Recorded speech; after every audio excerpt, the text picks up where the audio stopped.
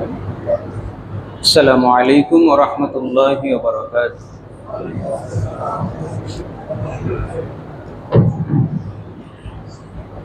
الحمد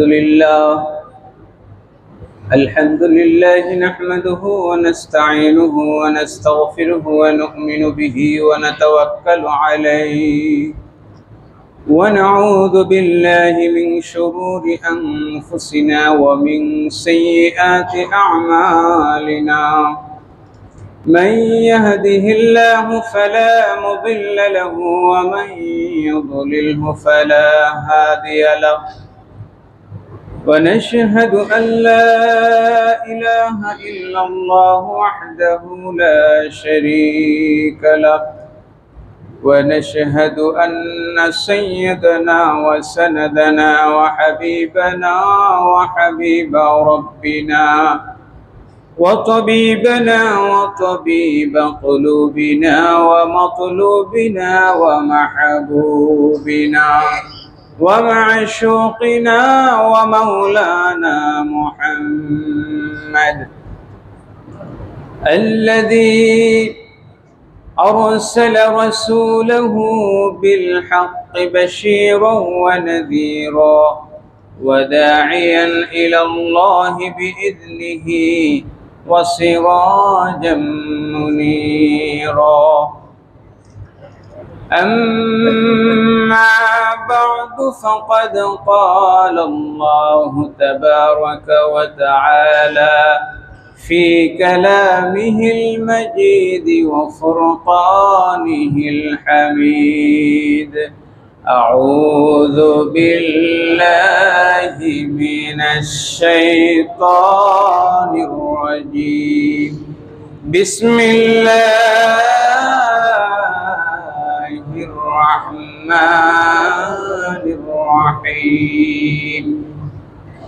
إن الله اشترى من المؤمنين أنفسهم وأموالهم بأن لهم الجنة يقاتلون في سبيل الله فيقتلون ويقتلون وعدا عليه حقا في التوراة والإنجيل والقرآن.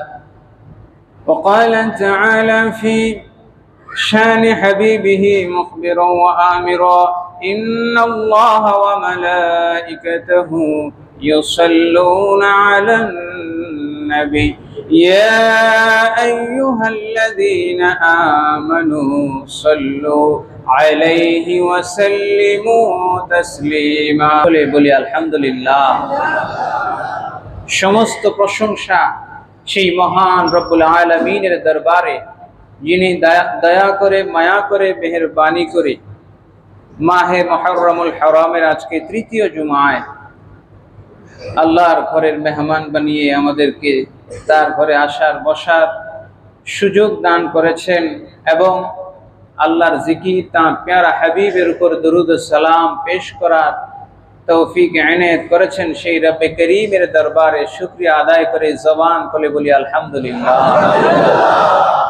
দরুদ ও সালাম পেশ করছি বিশ্বসভার সভাপতি সৈয়দুস সাকালাইন, নবিয়ুল হারামাইন, ইমামুল কিবলাতাইন, ওয়াসিলাতিনা ফিদ দারাইন, নবী মুহাম্মদুর রাসূলুল্লাহ সাল্লাল্লাহু আলাইহি ওয়াসাল্লামের উপরে, যার ওয়াসিলায় আল্লাহ সুবহানাহু ওয়া তাআলা আমাদেরকে সকল নেয়ামত এবং সকল উম্মতের চেয়ে শ্রেষ্ঠ উম্মত হিসেবে আমাদেরকে গণ্য করেছেন। আরো একবার বলি আলহামদুলিল্লাহ।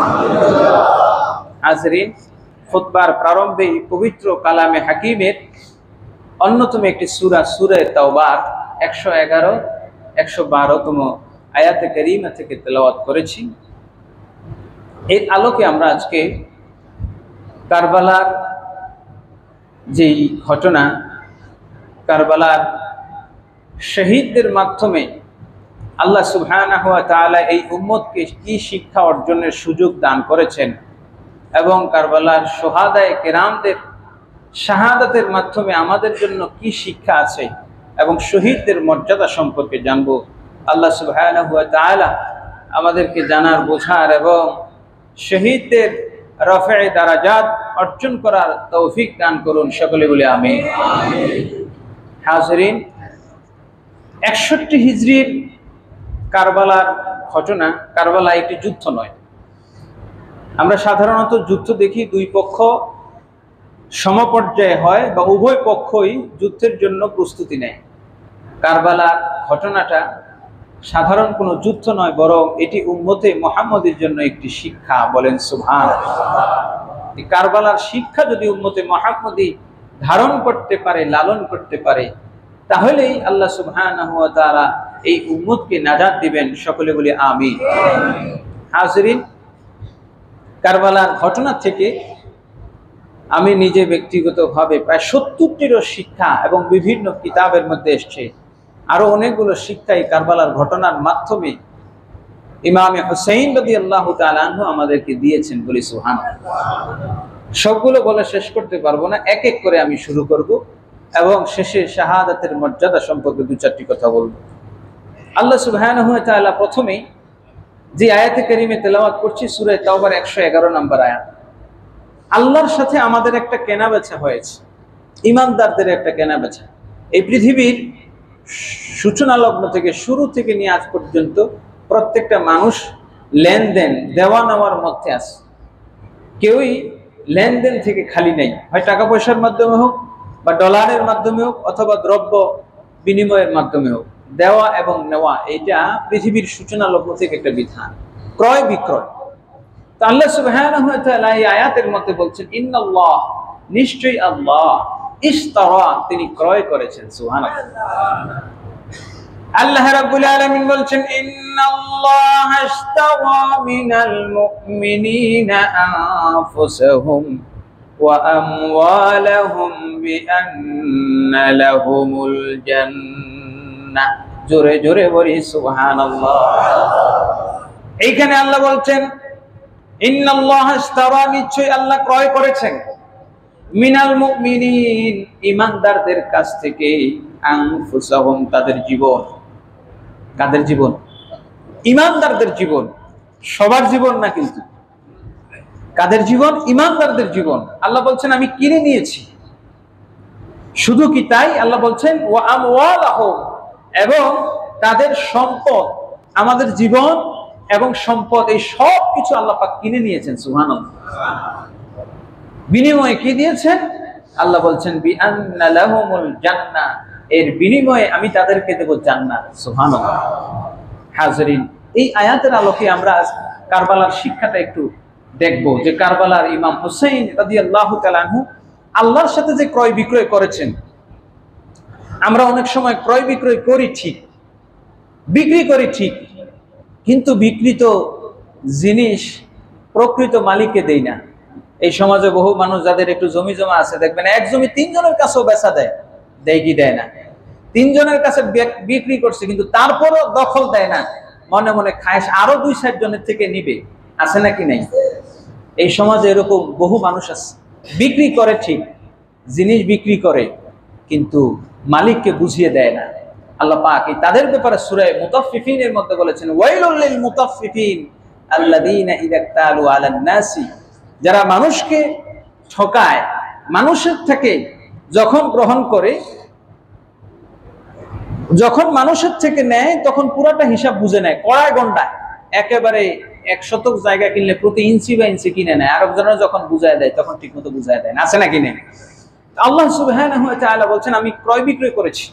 এই ক্রয় বিক্রয়ের বিনিময়ে আমাদেরকে জান্নাত দিয়েছেন, আমাদের সবার সাথে। আমরা যেহেতু ঈমানদার, সুতরাং এই ক্রয় বিক্রয়টা সবার সাথেই অটোমেটিক্যালি হয়ে গেছে। ঠিক কিনা বলেন? ধরেন আপনার পিতা জমি বিক্রি করলেন, উনি মালিক, আপনি তার মৃত্যুর পর উত্তরাধিকারের সূত্রে মালিক হবেন, কিন্তু তিনি যদি কারো কাছে বিক্রি করে যান, আপনি উত্তরাধিকারী হয়ে এটা অস্বীকার করার কোনো সুযোগ। আল্লাহ সুবহানাহু ওয়া তাআলা বলছেন, ইন্নাল্লাহা ইশতারা মিনাল মুমিনিনা আনফুসাহুম ওয়া আমওয়ালাহুম, আল্লাহ পাক ঈমানদারদের জান মাল উভয় ক্রয় করে নিয়েছেন, বিআন্না লাহুমুল জান্নাহ, কারণ এর বিনিময়ে আল্লাহ পাক তিনি তাদেরকে জান্নাত দান করবে। কিন্তু আমরা এই জিনিসগুলো বুঝি না।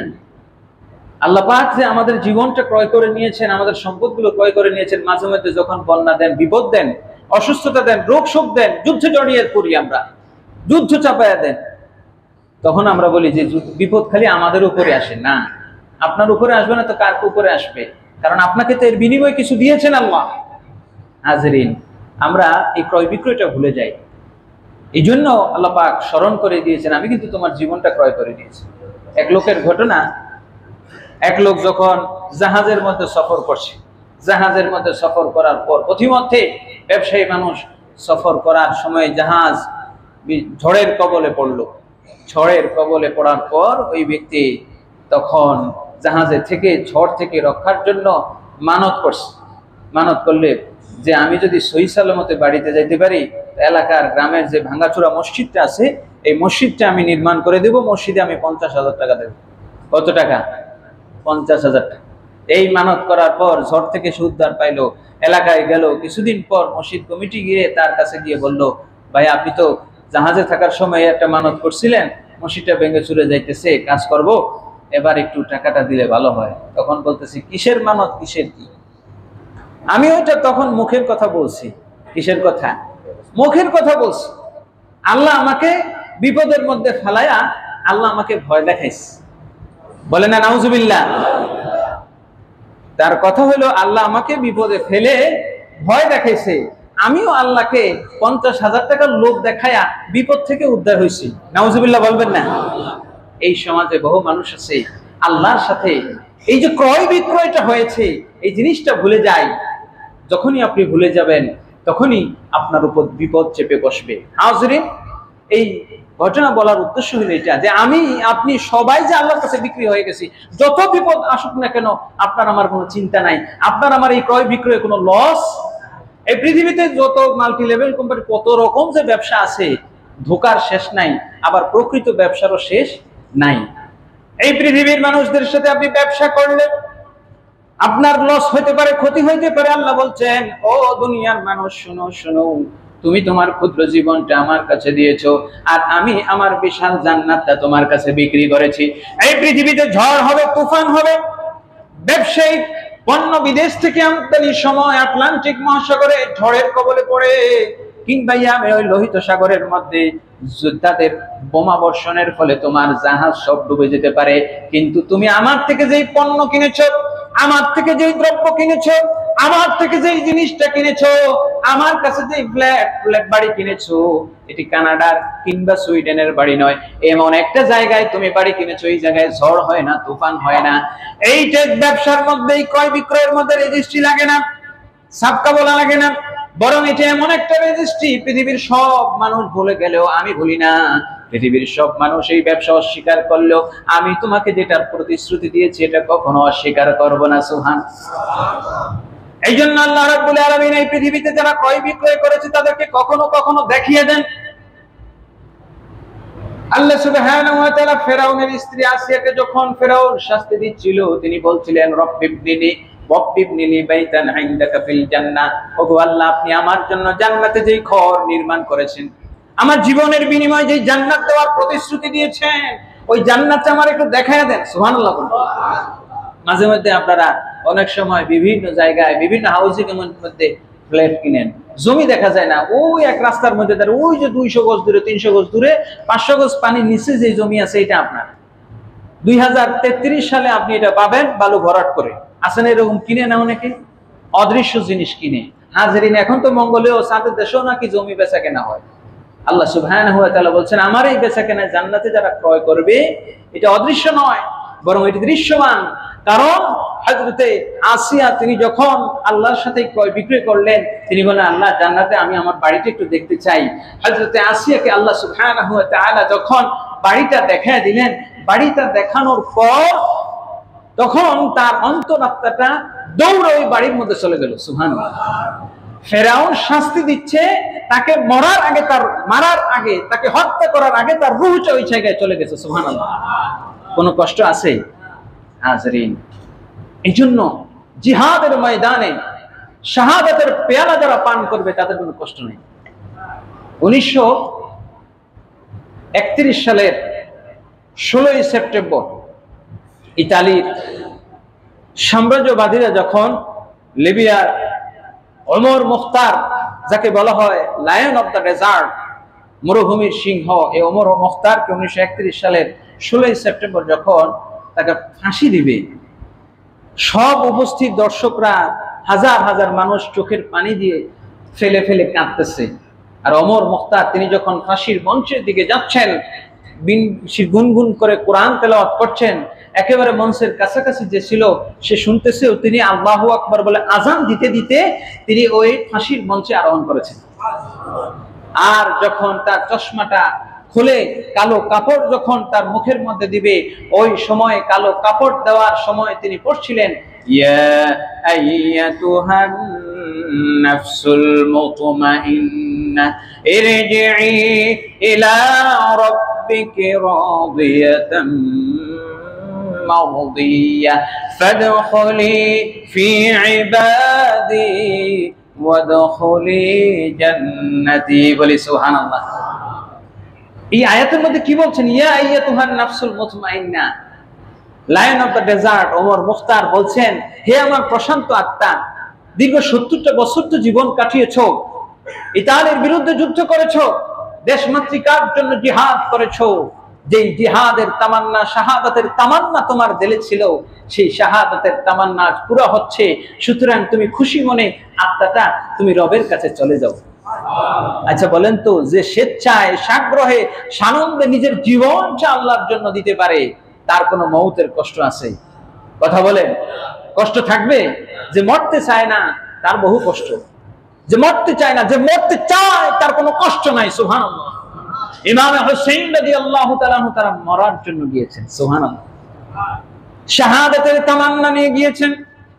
ইমাম হুসাইন রাদিয়াল্লাহু তাআলা আনহু কারবালার জমিনে যে শিক্ষাটা তিনি এক এক করে দিয়েছেন, এক নম্বর শিক্ষাটা হলো সবরের শিক্ষা। সুবহানাল্লাহ বলেন।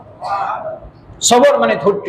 কেমন ধৈর্য ধরেছেন আপনি কল্পনা করতে পারবেন না।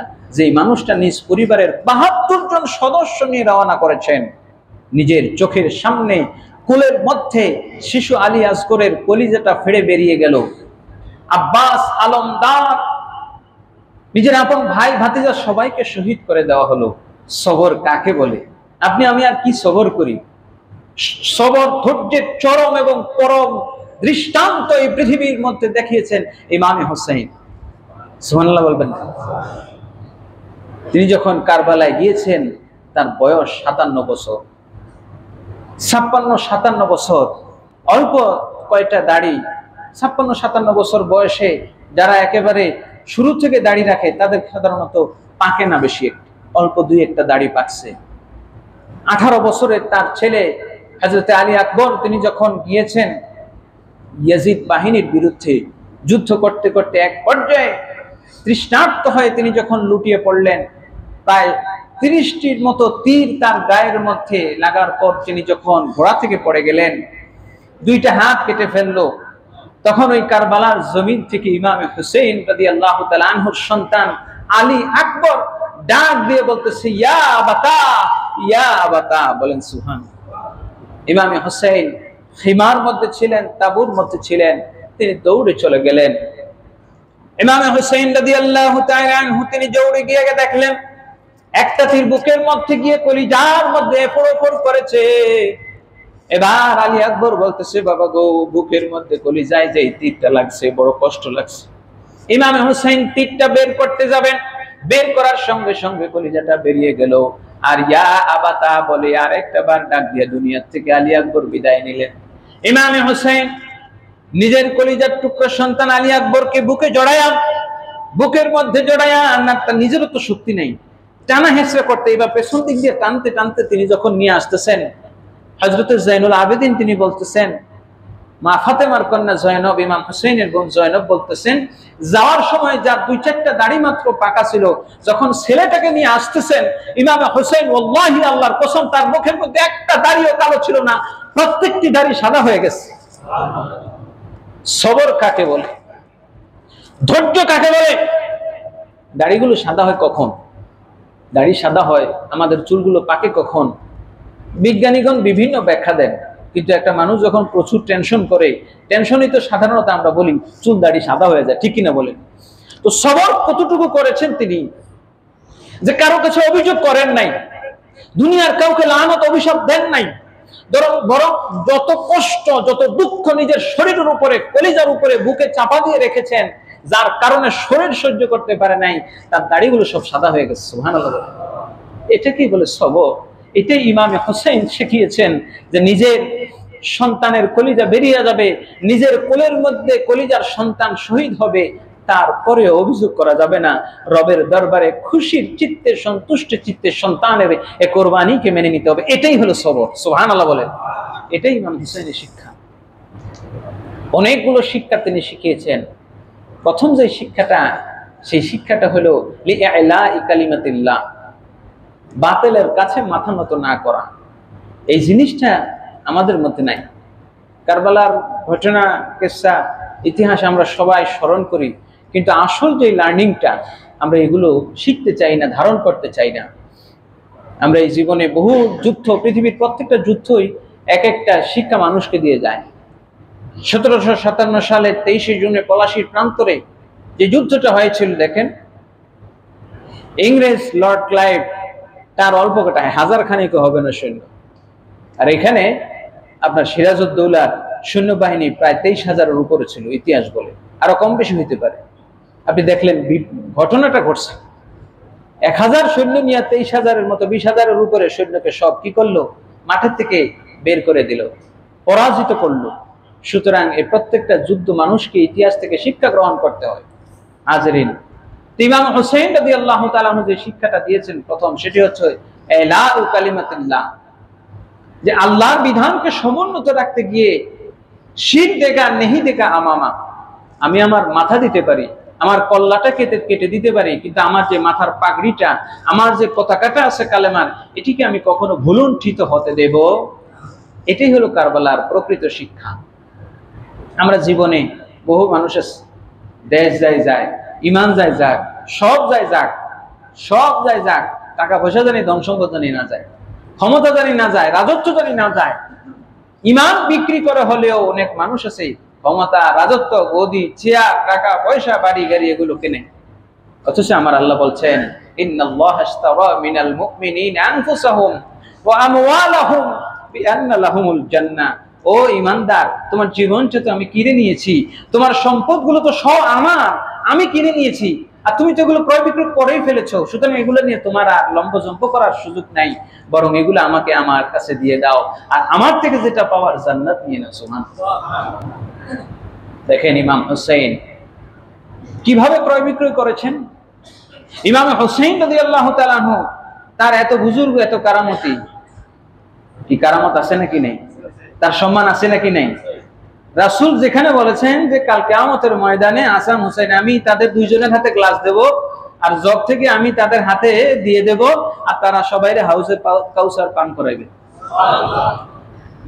তো রাসূল কিয়ামতের ময়দানে আল্লাহ যাদেরকে হাউজে কাউসার দিলেন, ওই মানুষগুলো কি ফোরাতের তীরে একটু ফোরাতের পানির জন্য মরে না। তাদের শিক্ষাই এটা, যে আমি শির দেগা নেহি দেগা মামা, পানি পান করব, কিন্তু জান্নাতেরটা খাবো। তারপরেও তাদের কাছে করুণা ভিক্ষা করে পানি চাইবো না। সুবহানাল্লাহ বলবেন না? আমি পানি চাইবো না, পানি আমার কাছে আসবে। আজ 1386 বছর পরে আপনি কারবালায় যান, যে আব্বাস আলমদার, ইমাম হোসেনের পরিবার, শিশু বাচ্চাগুলো কান্না করতেছে, সেই প্রথম তিনি বললেন যে আমি পানি এনে ছাড়বো। তরবারি তীর নিয়ে দৌড়ে চলে গেলেন, পানি পর্যন্ত গেছেন, পানি পর্যন্ত গিয়েছেন, পানি নিবেন, মশকের মধ্যে পানি নিলেন, পানি নিয়ে দৌড়ে যাবেন। কিন্তু সীমার জিল জওশন বলছে, হোসাইনের তাবুর মধ্যে যদি এক মশক পানি যায়, মনে রাখবা তোমরা একটা জিন্দা কারবালা থেকে ফিরতে পারবে না। সুবহানাল্লাহ। বুঝতে পারেন তাদের ভয় কোথায়। মনে রাখবেন, ইহুদি, খ্রিস্টান, নাসারারা মুসলমানদেরকে প্রকৃতপক্ষে ভয় পায়। আপনি ইতিহাস খুঁজে দেখেন, মুসলমানদের ইমানি কুওয়াত যখন এসেছে, তখন তারা ভয়ে পেছনে পালিয়েছে। 1965 সালে ভারত পাকিস্তান যুদ্ধের ইতিহাস আপনারা দেখেন, কিংবা আরব ইসরায়েল যুদ্ধ দেখেন, যদিও 6 দিনে তারা, কারণ তাদের ইমানের খাতরা ছিল, দুর্বলতা ছিল। হাজরিন, সিমারজুল জওশন বলল যে এই পানি যদি তাবু পর্যন্ত যায় তোমরা কেউ জিন্দা ফিরতে পারবে না, কারণ পানি খেলে এদের শরীরে এমন শক্তি হবে এরা একটা কাঁচা সব কিছু কাটা করে ছাড়বে, এদেরকে পানিতে মারতে হবে। সুতরাং পানি নিয়ে যাচ্ছেন, চতুর্দিক থেকে তীর মারা শুরু হলো, দৌড়ে যাইতে পারলেন না। পানির মশকটা পিঠের মধ্যে নেয়, তিনি চিন্তা করলেন পেছন দিক থেকে তীর আসে, সুতরাং সামনের দিকে নিলেন। সামনের দিকে তীর এসে একেবারে তার মশকটা ঝাঁঝরা করে সমস্ত পানি আপনার মরুভূমির মধ্যে পড়ে গেল। আব্বাস আলমদারকে সেখানে দুইটা হাত কেটে ওইখানে ফেলে রাখা হলো। ইমাম হোসেন রাদিয়াল্লাহু তাআলা আনহু তিনি যখন দূর থেকে দেখতেছেন দৌড়ে গেলেন, অর্থাৎ তারা আক্রমণ করছে, একজন একজন করে মারতেছে। কি করে মারতেছে? দুর্বল করে মারতেছে। এটা হলো যারা শিকার করে, শিকারের একটা বাঘ যখন মানুষ শিকার করে বা অন্য কোনো প্রাণী শিকার করে ঘাড়ের মধ্যে কামড়টা আস্তে আস্তে মারে। পেয়ারা হাজরিন, ইঁদুর কে যখন আপনার বিড়াল যখন ইঁদুর শিকার করে আপনার দেখছেন আস্তে আস্তে আস্তে আস্তে একটু একটু নড়ে কিনা মারে, এইভাবে একজন একজন করে মারতেছে। ইমাম হোসেন দৌড়ে গেলেন, তো তাকে ওইখানে দাফন করা হলো হযরতে আব্বাস আলমদারকে। বলার উদ্দেশ্য হলো তাদেরকে আল্লাহ পাক এত কারামত বুজুর্গি দিয়েছেন, কিন্তু তারপরে তারা মানুষের কাছে চান নাই, মাথা নত করেন নাই। আজ 1400 বছর পর আপনি কারবালায় যখন যাবেন, আব্বাস আলমদারের কবরটা এই ভূমি থেকে মাটির থেকে 70 গজ নিচে আছে এবং মূল মাজারটা ওইখানে, কবরটার নিচে। আপনি সেখানে সিঁড়ি দিয়ে যদি নিচে যান, এখনো সেখানে গিয়ে দেখবেন ফোরাতের পানি, তিনি ফোরাতের কাছে যাওয়া লাগে নাই, ফোরাতের স্রোত তার কবরের দেওয়ালের সাথে এসে আঘাত লাগে, স্রোতের ঢেউ তার কবরে এসে পৌঁছে গেছে। প্যার হাজরিন, এটাই হলো শাহাদাতের তামান্না। আপনি যখন জীবনটা দিয়ে দেবেন, তারপরেও তিনি মাথা নত করেন নাই, তারপরেও পৃথিবীর কারো কাছে মাথা নত করেন নাই। সুতরাং পৃথিবীর নদীর পানি, ফোরাতের পানি তার কদম পর্যন্ত চলে এসেছে। সুবহানাল্লাহ, এটাই কারবালার শিক্ষা। ইমাম হুসাইন রাদিয়াল্লাহু তাআলা আনহু ওই কারবালার জমিনে তিনি যখন গিয়েছেন, তাদের সবরের শিক্ষার একটা উদাহরণ বলি। 6 মাসের শিশু আলী আসগরকে ইমাম হুসাইন রাদিয়াল্লাহু তাআলা আনহু তিনি বলেছেন, খবরদার খবরদার, আমার এই তৃষ্ণার্ত শিশুটাকে তোমরা জমিনের মধ্যে এক মুহূর্তের জন্য রাখবে না। সুবহানাল্লাহ বলেন, এই শিশুকে তোমরা এক মুহূর্তের জন্য রাখবে না। ওই কারবালার ময়দানের মধ্যে কঠিন পরিস্থিতিতে দুই দিকে দুইটা তীর গেড়ে দিয়ে মাঝখানে একটা কাপড় বেঁধে কাপড়ের মধ্যে দোলনার মতো বানায়া শিশু আলী আসগরকে রাখা হলো। হয় কারো কোলে, কিংবা যখন কেউ রাখতে পারে না তখন ওই দোলনার মধ্যে দেখেন না এরকম দড়ি দিয়া মাঝখানে মানুষ অনেক সময় ঝুলে, তো এরকম দোলনা বানায় রাখতেছে, মাটির মধ্যে যেন না রাখে, মাটির মধ্যে যেন না রাখে। ইমাম হোসেন ওসিয়ত করেছেন। সুবহানাল্লাহ। ইমাম হোসেন রাদিয়াল্লাহু তাআলা ওসিয়ত করার কারণটা হলো তিনি বলেছেন যে আমার এই শিশু আলী আসগর যদি জমিনের মধ্যে, আমরা তো এখানে শাহাদাতের জন্য আসছি, নানাজান বলেছেন আমাদেরকে শহীদ হতে হবে, সুতরাং আমাদের রক্তের বিনিময়ে উম্মতের নাজাত হবে। সুবহানাল্লাহ।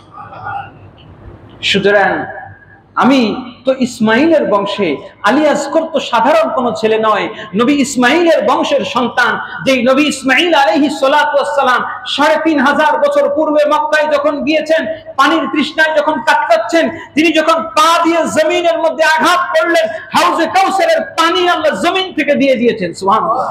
আলী আসগর তো সেই নবী ইসমাইলের বংশধর, তাকে যদি জমিনের মধ্যে রেখে দেওয়া হয় তাহলে তার কারবালার ফোরাতের পানি নয়, হাউজে কাউসারের পানি তার জন্য এসে যাবে। সুবহানাল্লাহ। কিন্তু আমরা যদি পানির জন্য আসি নাই, আমরা জীবন দেওয়ার জন্য, জমিনে রক্ত দেওয়ার জন্য এসেছি। সুবহানাল্লাহ, এটাই শাহাদাতের তামান্না। হাজরিন, ইমাম হুসাইন রাদিয়াল্লাহু তাআলা আনহু এর মাধ্যমে কি মেসেজ দিলেন, কি শিক্ষা দিলেন? লিইলাহি কালিমাতিল্লাহ, শির দেগা নেহি দেগা আমামা। দরুদ শরীফ পড়ি। হাজরিন, কারবালার আরেকটা শিক্ষা হলো জুহুদ। জুহুদ মানে হলো সর্বাত্মক চেষ্টা করা, জিহাদ করা। জুহুদ, জিম দিয়ে, জিম হা দাল, আরেকটা হচ্ছে ঝা হা দাল, জুহুদুন, সেটা হলো দুনিয়া বিরাগী, দুনিয়াতে কি। প্রথম জুহুদটা হলো ইমাম হুসাইন রাদিয়াল্লাহু তাআলা চেষ্টা, সর্বাত্মক চেষ্টা করতে হবে। সর্বাত্মক চেষ্টা কি? To do or die. Imam Hussain রাদিয়াল্লাহু তাআলা জীবনের সর্বশেষ শক্তি থাকা পর্যন্ত তিনি চেষ্টা করেছেন ইসলাহ করার, তিনি চেষ্টা করেছেন তাদেরকে সংশোধন করার, তিনি চেষ্টা করেছেন যে যুদ্ধ যেন না হয়, একটা মানুষের জীবনও যেন না যায়, সবাই হারাইছেন। সর্বশেষ তিনি বলছেন, তোমরা কি ফিরে যেতে পারো না? সুবহানাল্লাহ বলবেন না? তিনি জানেন যে তিনি এখানে শহীদ হবে, তিনি জানেন যে এখানেই তার মৃত্যু হবে, এখানেই তার ওফাত হবে। জয়নব রাদিয়াল্লাহু তাআলা আনহু ঘুম থেকে উঠে হাউমা করে কেঁদে কেঁদে ভাইকে বলতেছেন, ভাই গো, স্বপ্নে দেখছি ব্যাপার বেশি ভালো না। কি দেখছো বল? ইমাম হুসাইনের বোন জয়নব বলতেছে, আমি রাতের বেলায় যখন ঘুমিয়েছিলাম স্বপ্নে দেখছিলাম যে মা ফাতেমা এই কারবালার জমিনে আসছেন, তিনি তার আঁচল দিয়ে এই জমিনটা পরিষ্কার করতেছেন। আমি জিজ্ঞেস করলাম, মা গো মা, ও মা ফাতেমা, আপনি কেন এখানে আসছেন আর কেনই বা এই জায়গাটা ঝাড়ু দিচ্ছেন? মা ফাতেমা জয়নবকে বলতেছেন, এই জায়গার মধ্যে কালকে আমার ছেলে হোসেনকে শহীদ করা হবে, আমি জায়গাটা কঙ্কর গুলো পরিষ্কার করতেছি, আমার ছেলের গায়ে যাতে কষ্ট না লাগে। আচ্ছা, এত কিছু যে করতেছেন, সহিহ হাদিস, মুসলিমের হাদিস, উম্মে সালামা রাদিয়াল্লাহু তাআলা আনহা থেকে, ইবনে আব্বাস থেকে, তিনিও স্বপ্ন দেখছেন নবীজি আসছেন। সহিহ হাদিস, স্বপ্ন দেখছেন নবীজি আসছেন, এটা স্বপ্নযোগের ঘটনা। এত কিছু যদি হইতো, করতে পারেন, ওনারা কি এটা ফিরাইতে পারতেন না? না, ফিরান নাই। ক্ষমতা থাকলেও ক্ষমতার ব্যবহার করেন নাই। সুযোগ আছে দমন পীড়ন করার, সুযোগ আছে মানুষ মারার, তারপরেও তারা মারেন নাই। মরেছেন, জীবন দিয়েছেন, কিন্তু কারো জীবন নেন নাই। সুবহানাল্লাহ বলেন। এটাই ইসলামের শিক্ষা। হাজিরিন, ইমাম হুসাইন রাদিয়াল্লাহু তাআলা আনহু কারবালার জমিনে আরো একটি শিক্ষা দিয়েছেন, সেটি হচ্ছে জুহুদুন, দুনিয়া ত্যাগ। কি ত্যাগ? কথা বলেন, দুনিয়া ত্যাগ করা। দেখেন, শুধু একটা ভোট, একটা কি বলেন না কেন, সামনে তো আপনাদেরও নির্বাচন আসছে, যদিও আমি পলিটিক্যাল কিছু বলি না, কিন্তু এই বিষয়টা ইমানের একটা অংশ, বিভিন্ন জানানোর জন্য বলছি। যেটা আপনি কাকে ভোট দেন আপনাদের ব্যাপার, আমরা হক্কানি আলেমুল আমরা এই সকল বিষয়গুলাতে নিয়ে বেশি কথা বলেন না। বিষয়টা হলো যে জুহুদের উদাহরণ দিয়ে বলছি। ইমাম হোসেনের একটা মাত্র ভোট, তিনি বলতেন যে ঠিক আছে বায়াত নিলাম, এটাই তো ভোট। তিনি যদি বলতেন যে বায়াত নিলাম, ইয়াজিদকে মেনে নিলাম, তাহলে এত কিছু হয়? কথা বলেন, হয়? জীবন যায়, এত পৃথিবীর ইতিহাস এভাবে রচিত হয়, নিজের সন্তানের কিছু হয়? কিচ্ছু হবে না, শুধু মেনে নিলাম। এই জিনিসটাকে আপনি খেয়াল করবেন যে একজন জালেম, একজন অন্যায়কারী, একজন পাপাচারীকে সমর্থন করা, এই সমর্থন করার চাইতে নিজের জীবন, পরিবারের জীবন, ৭২ জনের জীবন, নবীর পরিবার বংশ একেবারে শেষ করে দেওয়া একটা ভোটের চাইতে উত্তম। একজন জালেমকে, ফাসিককে সমর্থন করার চাইতে জীবন দেওয়াটা কি? কথা বলেন। সুতরাং সাবধান মুসলমান, আপনি কাকে সমর্থন করছেন, কাকে আপনি সমর্থন জুগিয়ে কাকে আপনি রাজা বাদশাহ বানাচ্ছেন, এটা আপনার ইমানের হিসাব দিতে হবে কাল কিয়ামতের ময়দানে। আর এর বিপরীতে অন্তত যদি জীবনটাও দিয়ে দেন, ইমামে হুসাইনের মতো বাদশাহ আস্ত হোসাইন, দিন আস্ত হোসাইন, দীপান আস্ত হোসাইন, বাদশাহ আস্ত হোসাইন। সুবহানাল্লাহ। কেমনে? কল্লাটা কেটে ফেলছে। কল্লা কি করছে? কেটে ফেলছে। ইয়াজিদ বাহিনী বিজয়ী হয়েছে দুনিয়া হিসেবে, ঠিক কিনা বলেন? ইয়াজিদ বাহিনী দুনিয়ার হিসেবে বিজয়ী এবং ইমাম হোসেন তার পরিবার পরাজিত, ঠিক কিনা? কিন্তু প্রকৃতপক্ষে ইমাম হোসেন বিজয়ী আর ইয়াজিদ বাহিনী পরাজিত, ঠিক কিনা বলেন?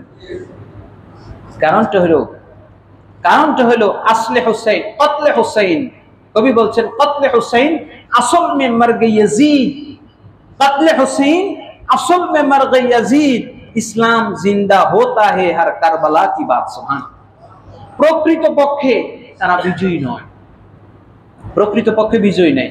ওই যে বললাম 1931 সালের 16 September lion of the desert, Omar মুখতারকে লিবিয়ায় যখন ফাঁসি দেওয়া হয়, ফাঁসির পূর্বে লিবিয়ার সেনাপ্রধান গিয়ে তার সাথে কথা বলছে। কোনোভাবেই যখন তাকে সারেন্ডার করাইতে পারলো না, সে শেষে বলতেছে যে এরপরে যা হবে আমি চাইবো আপনার এই সাহসিকতা, আপনার এই বীরত্ব শেষ পর্যন্ত অটুট থাকুক। সুবহানাল্লাহ বলেন। বুঝতে পারছেন? একজন বিরোধী, একজন শত্রু, সেও একজন মুসলমানকে বলছে আপনার যে বীরত্ব, আপনার সাহসিকতা আমি প্রশংসা করি, আপনি মৃত্যুর পূর্ব পর্যন্ত এই বীরত্ব সাহসিকতাকে আপনি ধরে রাখবেন। সুবহানাল্লাহ। তাহলে এই পৃথিবীর ইতিহাস আপনাকে স্মরণ করবে। সেই সেনাপ্রধানকে কেউ বলে না, সেই সেনাপ্রধানকে কেউ স্মরণ করে না। 1757 সালের বীর জাফর কিংবা লর্ড ক্লাইভকে কেউ স্মরণ করে না। লর্ড ক্লাইভ এর 17 বছর পরে ইতিহাস সাক্ষী দেয় নিজে নিজে সুইসাইড করে মরছে। পৃথিবীর কোন খ্রিস্টান কবরস্থান তাকে গ্রহণ করে না, কারণ আত্মহত্যাকারীকে ওই খ্রিস্টানদের কবরস্থানে দাফন করে। তারা মনে করে এটা জাহান্নামী, এটা নরকে যাবে। তারপরে গোপনে দূর কবরস্থানে নিয়ে আত্মীয় স্বজন বলছে যে আমি অসুখে মারা গেছে, তারপরে দাফন করছি। পেয়ারা হাজিরিন, কিন্তু যারা এরকম বীরত্ব দেখিয়ে শাহাদাতের মওত যারা গ্রহণ করে, আল্লাহ পাক তাদেরকে এভাবে সম্মানিত করেন। সুবহানাল্লাহ। ইমাম হোসেন রাদিয়াল্লাহু তাআলা আনহু শহীদ হয়ে গেলেন, তার কল্লাটা কেটে ফেলছে। বিজয়ী বাহিনী বিজয় বেশে প্রবেশ করছে, কিন্তু বিজয়ী সবার মাথার উপর ইমাম হোসেনের মাথা। সুবহানাল্লাহ বলেন। তখন একজন ইয়াহুদি, নামুস ইয়াহুদি গির্জার প্রধান, সে দাঁড়িয়ে বলতেছে, ওই দেখো দেখো, আমার বিশ্বাস যেই মানুষটার মাথাটা মৃত্যুর পরেও সবার মাথার উপরে আছে, যেই মানুষটার মাথাটা শাহাদাতের পরেও সবার মাথার উপরে আছে, আমার বিশ্বাস ওই মানুষটা মরে নাই, বরং ওই মানুষটা জিন্দা। সঙ্গে সঙ্গে ইমাম হোসেনের জবান, মাথা কাটা ওই কল্লা থেকে, মাথা মোবারক জবান থেকে বের হলো, ওয়ালা তাহসাবান্নাল্লাযীনা কুতিলু ফি সাবিলিল্লাহি আমওয়াতা, যারা আল্লাহর রাস্তায় জীবন দিবে, শহীদ হবে, তোমরা তাদেরকে মৃত বলো না, বরং তারা জীবিত বলেন। সুবহানাল্লাহ। ইনদা রাব্বিহিম ইউরসাকুন, তারা আল্লাহর পক্ষ থেকে রিজিক প্রাপ্ত হয়। সুবহানাল্লাহ। দেখেন না, মৃত্যুর পরেও ফোরাতের পানি তাদের কদমে চলে এসেছে। এক একজন মানুষ সেখানে শহীদ হচ্ছেন, শাহাদাতের পূর্বে বলতেছেন ওই যে নানা পানি নিয়ে দাঁড়িয়ে আছেন। সুবহানাল্লাহ বলবেন না? কারণ আপনার কাছে এটা অবিশ্বাস্য মনে হতে পারে, কিন্তু আল্লাহ কোরআনে এটা প্রমাণ দিচ্ছেন। আল্লাহ বলছেন, ফাকাশাফনা আনকা গিতাআকা ফাবাসরুকাল ইয়াওমা হাদীদ। আল্লাহ রাব্বুল আলামিন যখন জান্নাতি কিংবা জাহান্নামী উভয় যখন মৃত্যুবরণ করে, মৃত্যুর সময় জান্নাতীদের চোখ জান্নাতের নিয়ামত দেখে, জাহান্নামীদের চোখ জাহান্নামের আযাব দেখে। হাজরিন, শাহাদাতের তামান্না নিয়ে অনেক ঘটনা আছে এবং কারবালার 70টির উপর শিক্ষা, এগুলো নিয়ে একটু চিন্তা করবেন, গবেষণা করবেন। আমরা তো বহু গবেষণা করি ফুটবল খেলা নিয়ে, কেন গোলটা হলো না, কেন ভুল হলো, কোথায় কি হলো, ক্রিকেট নিয়ে গবেষণা করি, কিন্তু কারবালা নিয়ে একটু চিন্তা করবেন, একটু গবেষণা করবেন, আপনি নিজে নিজেই অনেকগুলো শিক্ষা পেয়ে যাবেন। হাজরিন, এবার আসছি শাহাদাতের তামান্না এবং শহীদদের মর্যাদা। শহীদদের মর্যাদার ব্যাপারে আল্লাহ সুবহানাহু ওয়া তাআলা বলছেন, সূরা বাকারার মধ্যে বলছেন, ওয়ালা তাকুলু লিমান ইউকতালু ফি সাবিলিল্লাহি আমওয়াত। সাধারণ মৃত অমুক আমরা মারা গেলে বলি না, কথা বলেন, মৃত আব্দুর রহিম, মৃত আব্দুল করিম বলি কিনা? বলি। কিন্তু একজন শহীদ যখন মারা যান, তাকে মৃত বলা যাবে না, আল্লাহ সরাসরি নিষেধ করছেন।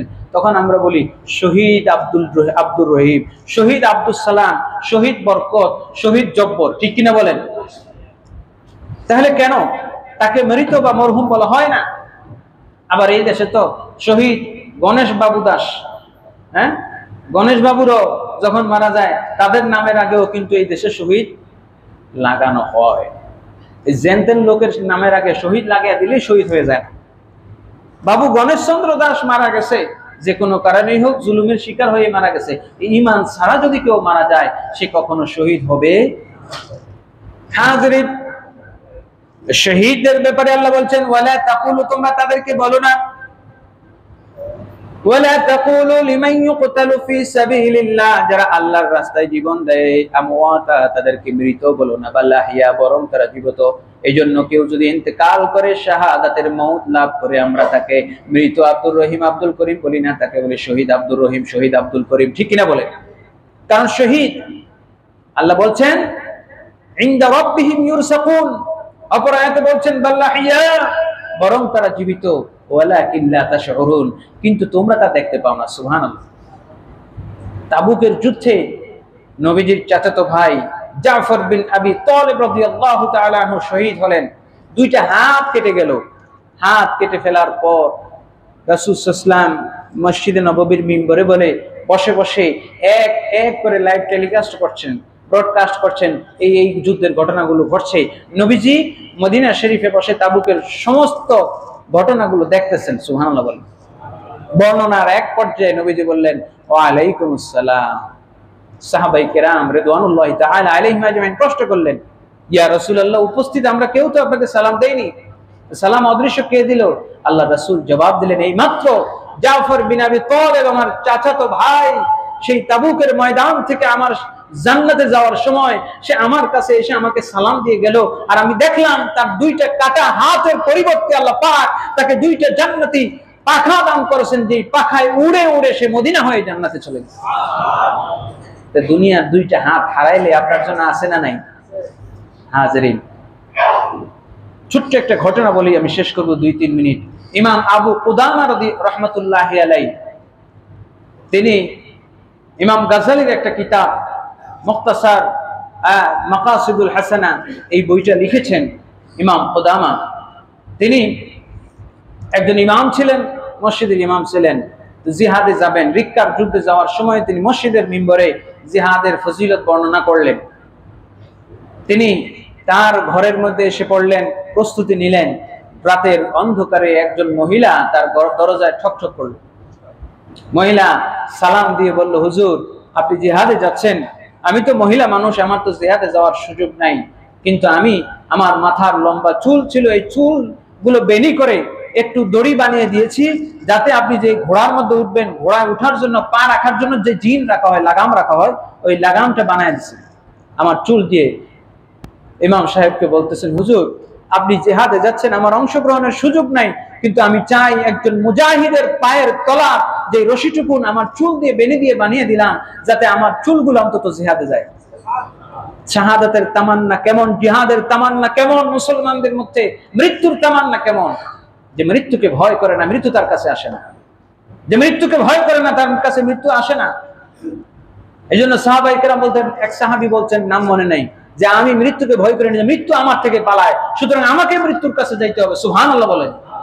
আর আমরা মৃত্যুকে ভয় পাই, যার কারণে আমাদের মৃত্যু আমাদেরকে জাপটে ধরে, আরো ভয় করে, মরতে মন চায় না, সুন্দর এই পৃথিবী ছেড়ে চলে যেতে চায় না এই মন। পেয়ারে হাজরিন, তো হযরত আবু কুদামা বলছেন, মহিলা চলে গেল, বিদায় দিলাম। সকালবেলা দেখছি একটা ছোট্ট যুবক পাগড়ি পরে, পাগড়ি মুখে পেঁচায় আসছে রুমাল দিয়ে। 2 মিনিটে শেষ করে দিচ্ছি। যুবকটা আমার মনে হইল না যে বালেগ হয়েছে। তো যুবকটা মাথা ঢেকে রাখছে। আমি বললাম, আমাকে বললো, হুজুর আমি আপনার সাথে মুজাহিদ বাহিনীতে যেতে চাই, আমাকে অনুমতি দিন। তিনি বললেন, দেখো বাবা, তুমি জিহাদে যাবা, তুমি যদি বয়স না হয় তাহলে এই জিহাদ বাহিনী, মুজাহিদ বাহিনীতে তোমাকে নেওয়া যাবে না। বলতেছে, হুজুর আল্লাহর ওয়াস্তে আমাকে বারণ করবেন না, আমি মায়ের কাছ থেকে শাহাদাতের তামান্না নিয়ে আমি বেরিয়েছি, এবং মা আমাকে বলেছেন যে আমি যেন বাড়ি ঘরে আর ফিরে না যাই। সুতরাং এই পৃথিবীতে শহীদ হওয়া ছাড়া, জান্নাতে যাওয়া ছাড়া আমার কোনো উপায় নাই, কারণ আমার বাবা জিহাদে শহীদ হয়েছেন। মা বলেছেন বাবার সাথে আমি জান্নাতে যেন সাক্ষাৎ করি। সুবহানাল্লাহ। এই আবেগ অনুভূতি দেখে ইমাম ইবনে কুদামা বলছেন, আমি অনুমতি দিয়ে দিলাম, তাকে নিয়ে নিলাম। পথিমধ্যে